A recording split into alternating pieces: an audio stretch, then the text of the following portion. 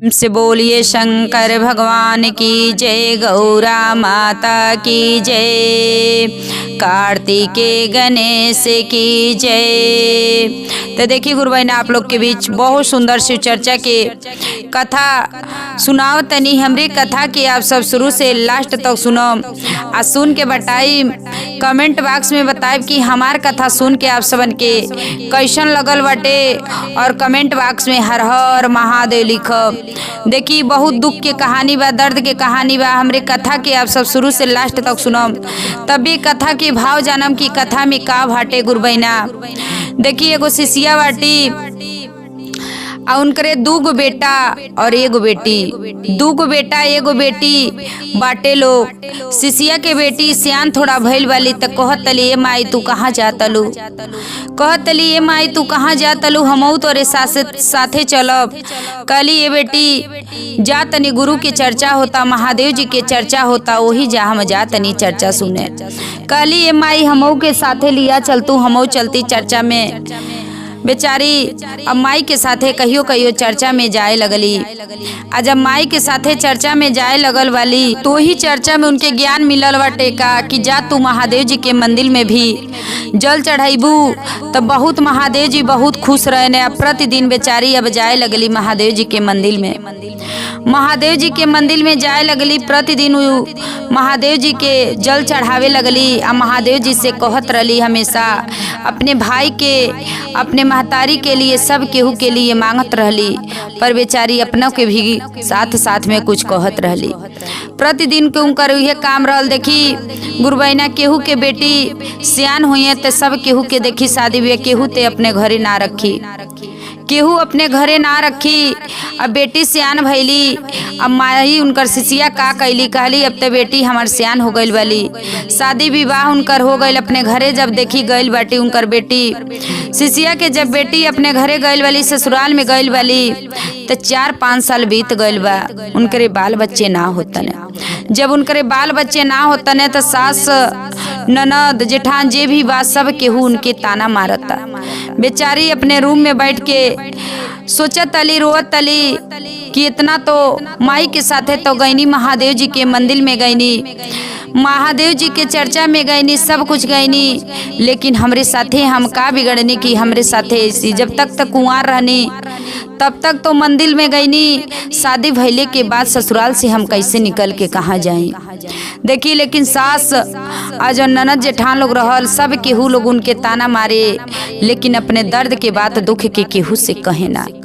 सोचली अपने मन में विचार करत रहली कि चल तनी अब नैहर में रहब, जब पति ना साथ देतने तो कहाँ हम रही, जब पति ना साथ देतने तो हम कहाँ रही। अब नैहर में जाए तो जाए तो जरूर पड़ी। लेकिन देखी उस शिष्या के, तो शिष्या के जवन उ लड़की के जवन माई रहली, तो उनकर दूगो पतोई जवन रहली, जवन लड़किया के दूगो भौजाई रहली। देखी बेचारी रहली, इतना कुछ कैली, या जब भाई के शादी हो गई, भौजाई आ गई, तब ननद के कुछ ना मानता लोग। शादी तो ननद के हो गई, अब कुछ ना मानता लोग। दोनों जानी अपने में लोग कहता कि अरे जितना रहल तो उतना तो लेके गईबे कैल भाई।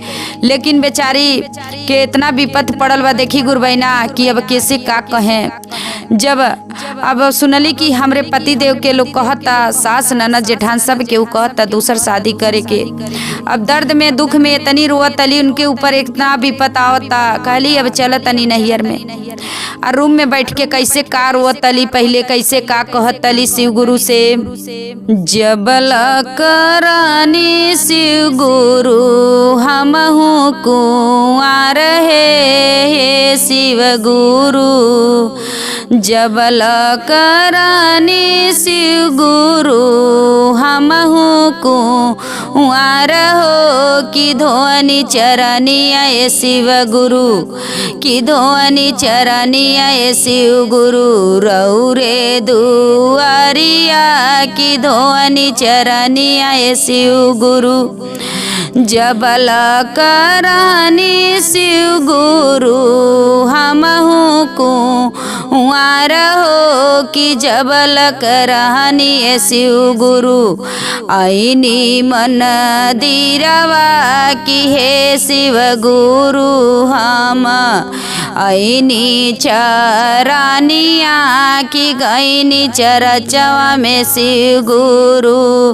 होइते बियावाय शिव गुरु पढ़ने विपतिया की होइते बियावाय शिव गुरु पढ़ने विपतिया की होइते बियावाय शिव गुरु रौरे मंदिरवाय शिव गुरु चाहोनी जो जलवा की रौरे चरनिया शिव गुरु हम हूँ जो आईनी की रौरे चरनिया शिव गुरु। देखी रोत तली उ लड़की कि जब तक कुंवार रहनी तब तक ते रौरे चरण में आईनी चर्चा में गईनी, लेकिन जब से बियाह भइल तो हमके काहे को बाल बच्चा ना देहनी, हमके काहे हमके इतना भारी विपत काहे आप डरनी।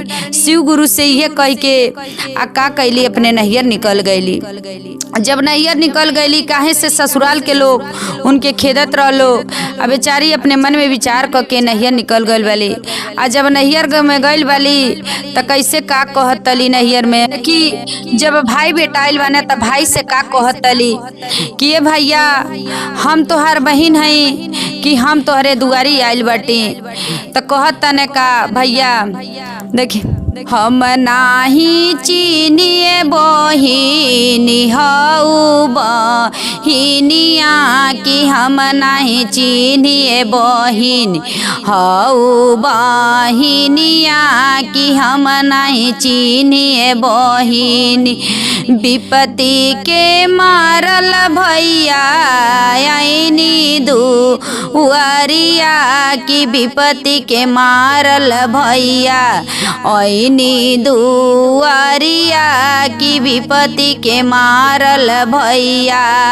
हम नाही चीनिए बहिनी बाटे भी पतिया कि हम नाही चीनिए बहिन बाटे भी पतिया कि हम नाही चीनिए बहिन।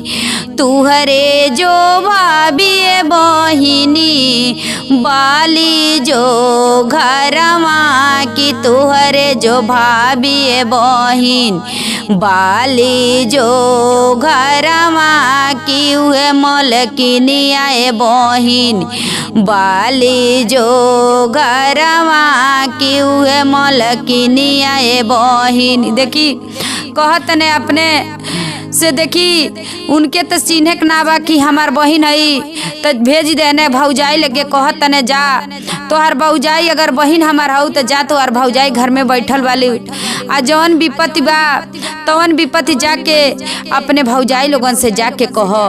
देखी बेचारी अब घर में गइल वाली अब भौजाई के गोड़ धैली अब भौजाई के गोड़ धैली तो का कहतली कैसे विपत्ति के मारल भाभी आईनी जो दुआरिया की विपत्ति के मारल भाभी आईनी दुआरिया की विपत्ति के मारल भाभी। तो भाभी का कहतली अरे तू नैयर के ही खिलाड़ी रहलू हऊ नैयर के ही घुमक्कड़ रहलू हऊ तो कौन तोहरे विपत पड़ गई कि आइल बालू तू हमन के लगे कि अरे तू ससुराल में बालू तो तोहके घूमे के ना मिलता तोहके यहाँ और जाए के ना मिलता तो तू कहतलू कि विपत्ति के मारल हऊ। अरे जे ससुराल में चल जाला ते कबो सोच ले कि नैयरे खान सुख मिले तो कबो ना मिलेला।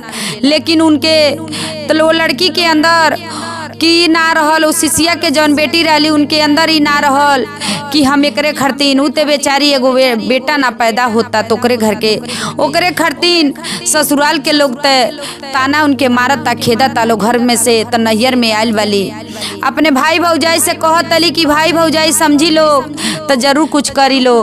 त का कहतली भौजाई तुहू जो रहलू ए ननदो तुहू जो रहलू ए ननदो नैयर में खिलाड़ी हो कि तू जो रहलू ए ननदो नैयर में खिलाड़ी हो कि तू जो रहलू ए ननदो इतना जो रहलू ए ननदो देश देश घूम हो कि न हम बोलिए ननदो गैलू सा सुरवा की तब ही जो चलन ए ननदो तुह के जो मालूम है कि तब ही जो जनलू ए ननदो। देखी बेचारी ये करे खरती ना कि बेचारी बस एगो अपने ससुराल में एगो उनके औलाद ना होता ओकरे लिए उनके दुख बा इतना, लेकिन ननद इनकर बात भौजाई अपने ननद के बात ना सुनतली त कहतली का कि तू ते रहलू नैयर में ही खिलाड़ी नैयर में ही घुमक्कड़ रहलू तो कहतली का कि भाभी ऐसन कुछ बात नहीं बा कि हमरे भगवान कहल जला इतना तो चर्चा कैनी महतारी के साथे गईनी इतना सब कुछ कैनी लेकिन एगो औलाद ना बा ओकरे खातिर हमर पति हमारे सास ससुर ननद केहू ना हमके जानत अटे आ कहत लोग दूसर शादी करे के कहतली भौजाई अरे नैयर में रहलू खिलाड़ी तो तोहरे कैसे लइका हुई कैसे का हुई बेचारी वही जा फुट फुट के रोतली कहतली कैसे का ऐसा न कहे भाभी अपने जो बोलिया से ऐसन कहन भाभी अपने जो मुहवा से ऐसन कहन भाभी इतना जो कैनी भाभी गुरु के रचवा की माई के जो संगवा भाभी गईनी चरचवा में माई के जो संगवा भाभी नहीं कुछ कहे भाभी रहनी खे लाड़ी हो ऐसन बतियन भाभी नहीं तू ही बोला हो कि ऐसन बतिया भाभी अरे जबल करानी शिव गुरु हम कुआर हो कि तबलक धोनी शिव गुरु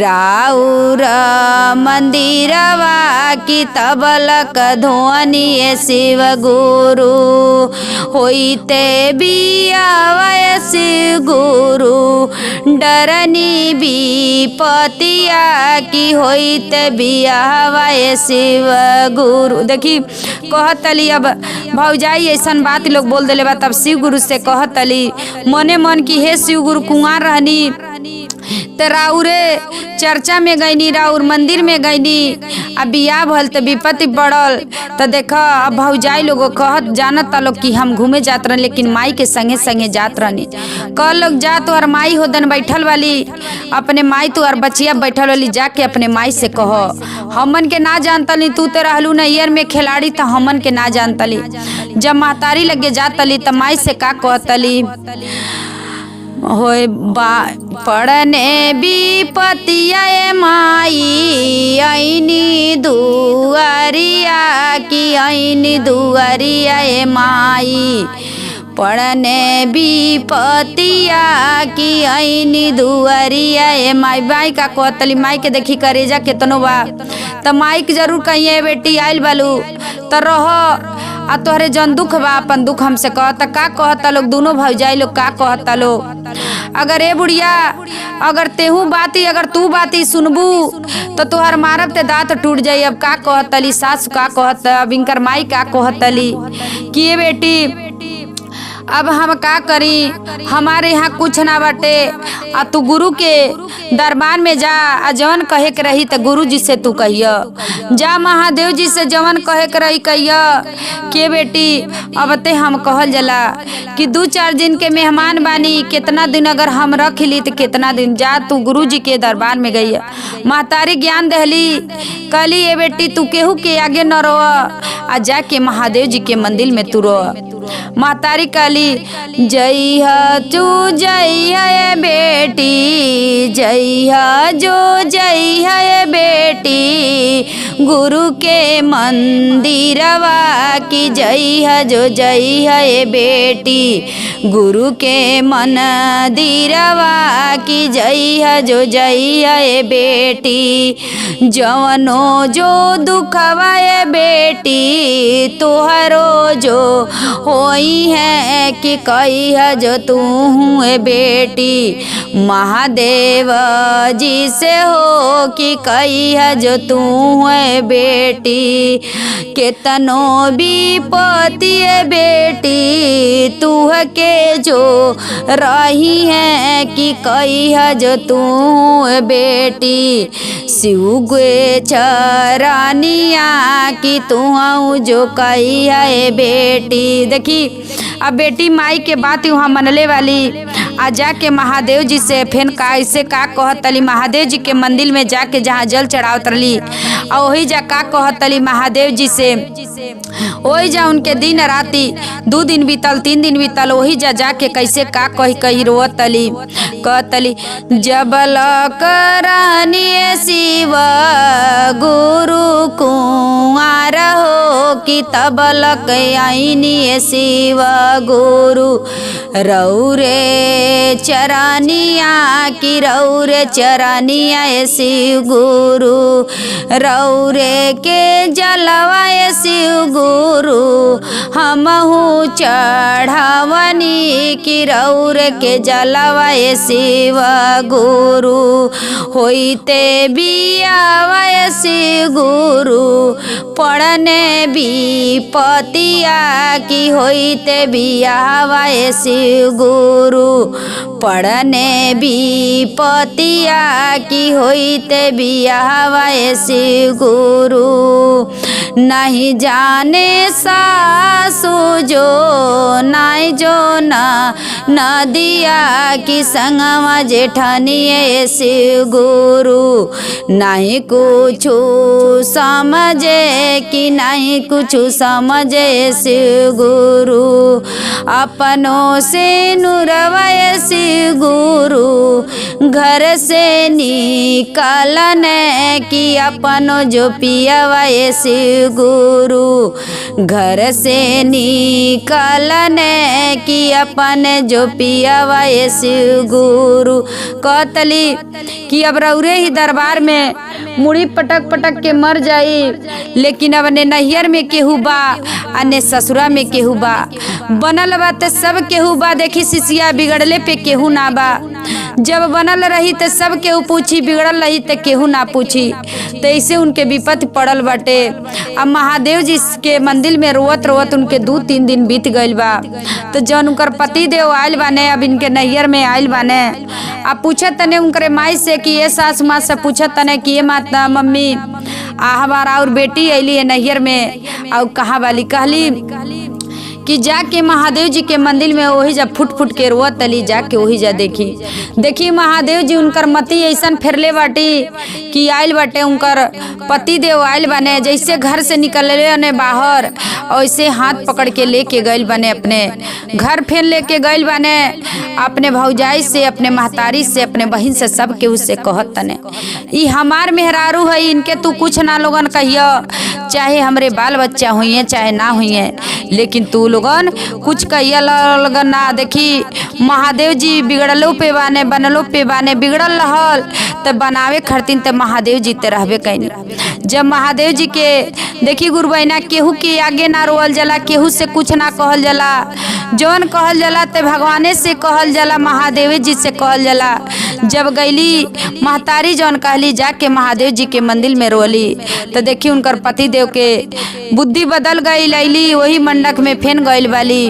तो देखी बनले पे सब केहू बा, बिगड़ले पे केहू ना बा। बिगड़ले पे सिर्फ भगवान बने।